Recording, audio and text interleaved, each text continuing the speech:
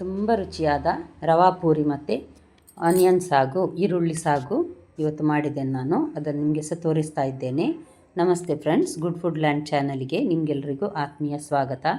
ನೋಡಿ ಎಷ್ಟು ಚೆನ್ನಾಗಿ ಉಬ್ಬಿ ಬಂದಿದೆ ನೋಡಿ. ಖಂಡಿತ ನೀವು ಸೊಮ್ಮೆ ಮನೆಯಲ್ಲಿ ಟ್ರೈ ಮಾಡಿ ನೋಡಿ, ತುಂಬ ಒಳ್ಳೆಯದಾಗಿ ಬರ್ತದೆ ಇದು ಸಹ. ಇದು ನೋಡಿ ಆನಿಯನ್ ಸಾಗು, ಇದು ಸಹ ಅಷ್ಟೇ ರುಚಿಯಾಗಿರ್ತದೆ. ಹಾಗಾದರೆ ಸರಿ ಹೇಗೆ ಮಾಡೋದೆಂದು ನೋಡುವ. 3 ಕಪ್ಪಿನಷ್ಟು ನಾನಿಲ್ಲಿ ಗೋಧಿ ಹಿಟ್ಟು ತೆಗೆದುಕೊಂಡಿದ್ದೇನೆ. ನೋಡಿ ಸರಿಯಾಗಿ ಯಾವ ಕಪ್ಪನ್ನು ನೀವು ಉಪಯೋಗಿಸ್ತೀರಿ ಅದೇ ಕಪ್ಪನ್ನು ಉಪಯೋಗಿಸಿದ್ರೆ ಆಯಿತು ಎಲ್ಲದಕ್ಕೂ. ಒಂದು ಅರ್ಧ ಕಪ್ಪಿನಷ್ಟು ಬೊಂಬಾಯಿ ರವೆ, ಇದು ಉಪ್ಪಿಟ್ಟು ಮಾಡುವ ರವೆ. ಇದು 1 ಟೇಬಲ್ ಸ್ಪೂನ್ನಷ್ಟು ಕಸೂರಿ ಮೇಥಿ, ಪರಿಮಳ ಮತ್ತು ರುಚಿ ಚೆನ್ನಾಗಿರ್ತದೆ ಅದಕ್ಕೋಸ್ಕರ ಹಾಕಿದ್ದೇನೆ. 1 ಟೇಬಲ್ ಸ್ಪೂನ್ನಷ್ಟು ಚಿಲ್ಲಿ ಫ್ಲೇಕ್ಸ್, ಇದು ಆಪ್ಷನಲ್, ಮಕ್ಕಳಿಗೆ ಕೊಡುವ ಹಾಗಿದ್ದರೆ ಹಾಕದಿದ್ದರೆ ಸಹ ನಡೀತದೆ. 2 ಚಮಚದಷ್ಟು ಸಕ್ಕರೆ, ಇದು ಸಹ ಅಷ್ಟೇ ಹಾಕದೆ ಸಹ ಇರಬಹುದು. 1 ಟೇಬಲ್ ಸ್ಪೂನ್ನಷ್ಟು ಯಾವುದೇ ಎಣ್ಣೆ ಆಗ್ತದೆ. ಇದನ್ನು ಹಾಕಿ ಈ ರೀತಿ ಒಂದು ಸಲ ಚೆನ್ನಾಗಿ ಮಿಕ್ಸ್ ಮಾಡುವ. ನಂತರ ಸಾಧಾರಣ ಒಂದು ಕಾಲು ಲೋಟದಷ್ಟು ನೀರು ಇದಕ್ಕೆ ಬೇಕಾಗ್ತದೆ. ನಾನೀಗ ಸ್ವಲ್ಪನೇ ನೀರು ಹಾಕಿ ಅಂಟು ಮಾಡ್ತಾ ಇದ್ದೇನೆ. ನೋಡಿ ಚೆನ್ನಾಗಿ ನಾದಿ ಇದನ್ನು ಅಂಟು ಮಾಡಿ ಇಟ್ಕೊಳ್ಬೇಕು. ಜಾಸ್ತಿ ಹೊತ್ತು ಇಟ್ಕೊಳ್ಳುವ ಅಗತ್ಯ ಇಲ್ಲ. ಸ್ವಲ್ಪ ಈ ರೀತಿ ಅಂಟು ಮಾಡಿ ಸ್ವಲ್ಪ ರವೆ ನೆನೆಯಲಿಕ್ಕೆ ಇಟ್ಟು ಬಿಡುವ. ಅಷ್ಟೊತ್ತಿಗೆ ಈರುಳ್ಳಿ ಸಾಗುಗೆ ಬೇಕಾಗುವಂಥದ್ದು ಎಲ್ಲವನ್ನು ನಾವು ರೆಡಿ ಮಾಡಿ ಇಟ್ಕೊಳ್ಳಿಕ್ಕೆ ಸರಿ ಆಗ್ತದೆ. ಇದಕ್ಕೊಂದು ಬಟ್ಟೆ ಹಾಕಿ ಸ್ವಲ್ಪ ಮೇಲೆ ಎಣ್ಣೆ ಹಾಕ್ತೇನೆ ಮೊದಲು, ಡ್ರೈ ಆಗಬಾರ್ದು ಅಂತ. ಈಗ ಚಳಿ ನೋಡಿ, ಹಾಗಾಗಿ ಈ ರೀತಿ ಒಂದು ಬಟ್ಟೆ ಹಾಕಿ ಮುಚ್ಚಿಡುವ. ಈಗ ಈರುಳ್ಳಿ ಸಾಗುಗೆ ಬೇಕಾದಂಥ ಸಾಮಾನು: 2 ದೊಡ್ಡ ಈರುಳ್ಳಿ ಮತ್ತು 2 ದೊಡ್ಡ ಟೊಮ್ಯಾಟೊ, 1 ಟೇಬಲ್ ಸ್ಪೂನ್ನಷ್ಟು ಅಥವಾ 1 ಟೀ ಸ್ಪೂನ್ ಸಣ್ಣಗೆ ಕಟ್ ಮಾಡಿದ ಶುಂಠಿ ಮತ್ತು ಕಾಯಿ ಮೆಣಸು, 2 ಟೇಬಲ್ ಸ್ಪೂನ್ನಷ್ಟು ಎಣ್ಣೆ ಹಾಕಿದ್ದೇನೆ ನಾನು ಇದಕ್ಕೆ. ಒಂದು ಅರ್ಧ ಟೀ ಸ್ಪೂನ್ ಸಾಸಿವೆ ನೋಡಿ ಚಟಪಟ ಅಂತ ಇದೆ. 1 ಚಮಚ ಉದ್ದಿನಬೇಳೆ, 1 ಚಮಚ ಕಡಲೆಬೇಳೆ ಹಾಕಿ ಒಂದು ಗಳಿಗೆ ಇದನ್ನು ನೋಡಿ ಈ ರೀತಿ ಫ್ರೈ ಮಾಡುವ. ನಂತರ ಇದಕ್ಕೆ 1 ಚಮಚದಷ್ಟು ಜೀರಿಗೆ ಹಾಕ್ತಾ ಇದ್ದೇನೆ. ನೋಡಿ ಜೀರಿಗೆ ಸಹ ಅಷ್ಟೇ ಚಟಪಟ ಅಂತದೆ ನೋಡಿ. ಅಷ್ಟೊತ್ತಿಗೆ ಸ್ವಲ್ಪ ಕರಿಬೇವು ಹಾಕ್ತಾ ಇದ್ದೇನೆ. ನೋಡಿ ನಾನು 2-3 ಸಳೆನಷ್ಟು ಹಾಕ್ತಾ ಇದ್ದೇನೆ, ಒಳ್ಳೆ ಪರಿಮಳ ಕೊಡ್ತದೆ ಅದಕ್ಕೋಸ್ಕರ. ಇದನ್ನು ಅಷ್ಟೇ ಸ್ವಲ್ಪ ನೋಡಿ ಚಟಪಟ ಅಂತ ಉಂಟದು. ಅಷ್ಟೊತ್ತಿಗೆ ನಾವೀಗ ಚೆನ್ನಾಗಿ ಕಟ್ ಮಾಡಿದ ಶುಂಠಿ, ಸಣ್ಣಗೆ ಕಟ್ ಮಾಡಿದ ಮತ್ತು ಕಾಯಿ ಮೆಣಸನ್ನು ಅರ್ಧ ಭಾಗ ಮಾಡಿದ್ದೇನೆ ನಾನು. ಇದನ್ನು ಅಷ್ಟೇ ಒಂದು ಗಳಿಗೆ ಫ್ರೈ ಮಾಡುವ. ನಂತರ ಸ್ವಲ್ಪ ದೊಡ್ಡದಾಗಿ ಕಟ್ ಮಾಡಿ ಇಟ್ಕೊಂಡಿದ್ದೇನೆ ನಾನು ಈರುಳ್ಳಿಯನ್ನು. ತುಂಬ ತೆಳುವಾಗಿ ಕಟ್ ಮಾಡಿಕೊಳ್ಬಾರ್ದು, ತಿನ್ನಲಿಕ್ಕೆ ನಮಗೆ ಸಿಗುವ ಹಾಗೆ ಇರಬೇಕು. ಇದನ್ನು ಅಷ್ಟೇ ನಾನು ತುಂಬ ಹೊತ್ತು ಫ್ರೈ ಮಾಡೋದಿಲ್ಲ, ಸ್ವಲ್ಪ ಬಾಡುವವರೆಗೆ ಫ್ರೈ ಮಾಡ್ತೇನೆ. ಸಾಧಾರಣ ಒಂದು ಲೋ ಫ್ಲೇಮಲ್ಲಿ ಒಂದು 5-6 ನಿಮಿಷದಷ್ಟು ಹೊತ್ತು ಸಾಕಾಗ್ತದೆ. ಸ್ವಲ್ಪ ಬಾಡಿದರೆ ಸಾಕು. ಈಗ ನೋಡಿ ಸಣ್ಣಗೆ ಕಟ್ ಮಾಡಿದ 2 ಟೊಮೆಟೊ ಹಾಕಿ ಇದನ್ನು ಅಷ್ಟೇ ಟೊಮೆಟೊ ಸ್ವಲ್ಪ ಮೆತ್ತಗಾಗುವವರೆಗೆ ಇದೇ ರೀತಿ ಲೋ ಟು ಮೀಡಿಯಮ್ ಹೀಟಲ್ಲಿ ಫ್ರೈ ಮಾಡ್ತಾ ಇದ್ದೇನೆ. ಈಗ ಇದಕ್ಕೆ ಸ್ವಲ್ಪ ಅರಸಿನ ಪುಡಿ ಮತ್ತು 1 ಟೇಬಲ್ ಸ್ಪೂನ್ನಷ್ಟು ನಾನು ರೆಡ್ ಕಾಶ್ಮೀರಿ ಚಿಲ್ಲಿ ಪೌಡರ್ ಹಾಕಿದ್ದೇನೆ. ಮತ್ತು ಸ್ವಲ್ಪ ಖಾರಕ್ಕೆ ಕೆಂಪು ಮೆಣಸಿನ ಪುಡಿ ಸಹ ಹಾಕಿದ್ದೇನೆ. ಸ್ವಲ್ಪ ಹಾಕಿದ್ದೇನೆ ನಾನು, ಬೇರೆ ಯಾವುದೇ ಮಸಾಲೆ ಹಾಕುವ ಅಗತ್ಯ ಇಲ್ಲ. ರುಚಿಗೆ ತಕ್ಕಷ್ಟು ಉಪ್ಪು ಹಾಕಿದ್ದೇನೆ. ಈಗ ಇದನ್ನೊಂದು ಸಲ ಇದೇ ರೀತಿ ಫ್ರೈ ಮಾಡುವ.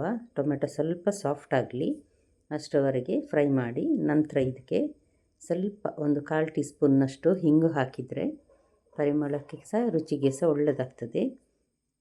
ನೋಡಿ ಈಗ ಇದು ರೆಡಿ ಆಯಿತು. ಇದಕ್ಕೀಗ ನಾನೀಗ ಸಾಧಾರಣ ಒಂದು ಅರ್ಧ ಗ್ಲಾಸಿನಷ್ಟು ನೀರನ್ನು ಹಾಕ್ತಾ ಇದ್ದೇನೆ. 5-6 ನಿಮಿಷ ಮೆಲ್ಲ ಉರಿಯಲ್ಲಿ ಇದನ್ನು ಬೇಯಲಿಕ್ಕಿಡುವ. ಈಗ ನೋಡಿ ಈರುಳ್ಳಿ ಮತ್ತು ಟೊಮೆಟೊ ಸ್ವಲ್ಪ ಚೆನ್ನಾಗಿ ಬೆಂದಿದೆ. ಇದು 2 ಚಮಚದಷ್ಟು ಕಡಲೆ ಹಿಟ್ಟು, ಇದಕ್ಕೆ ಒಂದು 1/4 ಗ್ಲಾಸ್ನಷ್ಟು ನೀರು ಹಾಕಿ, ಅಂದರೆ ಒಂದು 4 ಟೇಬಲ್ ಸ್ಪೂನ್ನಷ್ಟು ನೀರು ಹಾಕಿ ಚೆನ್ನಾಗಿ ಗಂಟಿಲ್ಲದಂತೆ ಕಲಸಿ ಇದಕ್ಕೆ ನೋಡಿ ಹಾಕಬೇಕು.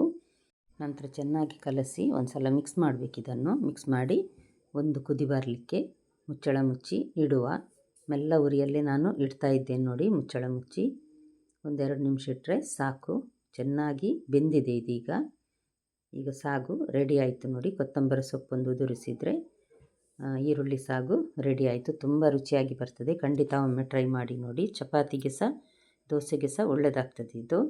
ಇಷ್ಟು ಮಾಡುವ ಹೊತ್ತಿಗೆ ಇದು ಸಹ ಚೆನ್ನಾಗಿ ನೆಂದಿದೆ.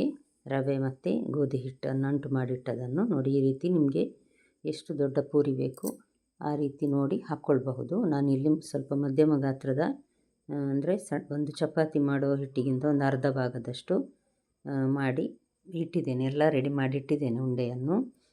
ನೋಡಿ ಈ ರೀತಿ ಸಣ್ಣ ಸಣ್ಣ ಉಂಡೆ ಚೆನ್ನಾಗಿ ಬರಬೇಕು. ಪೂರಿ ಆವಾಗ ಚೆನ್ನಾಗಿ ಉಬ್ಬಿ ಬರ್ತದೆ.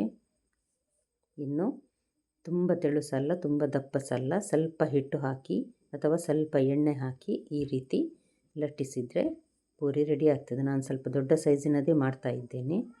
ಹಾಗಾಗಿ ನೋಡಿ, ತುಂಬ ದಪ್ಪ ಸಹ ಇಲ್ಲ, ತುಂಬ ತೆಳು ಸಹ ಇಲ್ಲ. ತುಂಬ ತೆಳು ಮಾಡಿದರೆ ಸಹ ಉಬ್ಬಿ ಬರುವುದಿಲ್ಲ ಪೂರಿ. ಹಾಗಾಗಿ ಸ್ವಲ್ಪ ದಪ್ಪವೇ ಇಡಬೇಕು. ಕಸೂರಿ ಮೇಥಿ ಮತ್ತು ರೆಡ್ ಚಿಲ್ಲಿ ಫ್ಲೇಕ್ಸ್ ಪರಿಮಳ ಮತ್ತು ಟೇಸ್ಟ್ ಚೆನ್ನಾಗಿರ್ತದೆ. ನೋಡಲಿಕ್ಕೆ ಸಹ ಚೆಂದ ಕಾಣ್ತದೆ.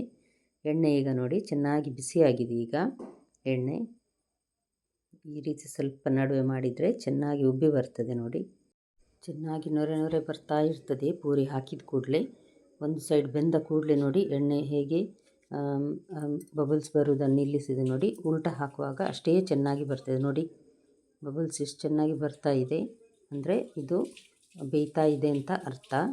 ಒಂದು ಸಲ ಚೆನ್ನಾಗಿ ಒಂದು ಅಡಿಭಾಗ ಬೆಂದರೆ ಎಣ್ಣೆ ತಣ್ಣಗಾದ ಹಾಗೆ ಸದ್ದು ಬರೋದಿಲ್ಲ. ನೋಡಿ ಹೇಗಾಗಿದೆ ನೋಡಿ, ಬಬಲ್ಸ್ ಇಲ್ಲ. ತಿರುಗಿಸಿ ಹಾಕುವಾಗ ಇನ್ನೊಂದು ಸಲ ಅದೇ ರೀತಿ ನೋಡಿ ಬಬಲ್ಸ್ ಬರ್ತದೆ. ಈ ರೀತಿ ಬಬಲ್ಸ್ ಬರೋದು ನಿಂತಾಗ ಪೂರಿ ಚೆನ್ನಾಗಿ ಫ್ರೈ ಆಗಿದೆ ಎಂದು ಅರ್ಥ. ನೋಡಿದ್ರಲ್ಲ ಎಷ್ಟು ಚೆನ್ನಾಗಿ ಉಬ್ಬಿ ಬಂದಿದೆ. ರವೆ ಹಾಕಿರೋದ್ರಿಂದ ಟೇಸ್ಟ್ ಕೂಡ ಅಷ್ಟೇ ಚೆನ್ನಾಗಿದೆ. ಖಾಲಿ ಗೋಧಿ ಹಿಟ್ಟು ಅಥವಾ ಮೈದಾ ಹಿಟ್ಟಲ್ಲಿ ಪೂರಿ ಮಾಡ್ತೇವೆ ನಾವು. ಇದು ಸ್ವಲ್ಪ ಡಿಫ್ರೆಂಟ್ ಆಗಿದೆ. ಹಾಗಾಗಿ ನೀವೊಮ್ಮೆ ಟ್ರೈ ಮಾಡಿ ನೋಡಿ. ಅಷ್ಟೇ ಅಲ್ಲ, ಬಟಾಟೆ ಸಾಗುವಿನಷ್ಟೇ ಈರುಳ್ಳಿ ಸಾಗು ಸಹ ತುಂಬ ರುಚಿಯಾಗ್ತದೆ. ಖಂಡಿತ ನಿಮ್ಮ ಮನೆಯಲ್ಲಿ ಸಹ ಒಂದು ಸಲ ಫ್ರೈ ಮಾಡಿ ನೋಡಿ. ನೋಡಿ ಎಷ್ಟು ಚೆನ್ನಾಗಿ ಬಂತಲ್ಲ. ಇವತ್ತಿನ ರೆಸಿಪಿ ನಿಮಗೆ ಖಂಡಿತ ಇಷ್ಟ ಆಗಿರ್ಬೋದು. ದಯವಿಟ್ಟು ಲೈಕ್ ಬಟನನ್ನು ಪ್ರೆಸ್ ಮಾಡಿ ಮತ್ತು ಫ್ಯಾಮಿಲಿ ಫ್ರೆಂಡ್ಸಿಗೆ ಶೇರ್ ಮಾಡೋದನ್ನು ಖಂಡಿತ ಮರಿಬೇಡಿ. ನಾಳೆ ಇನ್ನೊಂದು ಹೊಸ ರೆಸಿಪಿಯೊಂದಿಗೆ ನಿಮ್ಮನ್ನು ಮತ್ತೆ ಭೇಟಿ ಆಗ್ತೇನೆ. ನೋಡಿದೆಲ್ಲ ವೀಕ್ಷಕರಿಗೆ ಧನ್ಯವಾದ.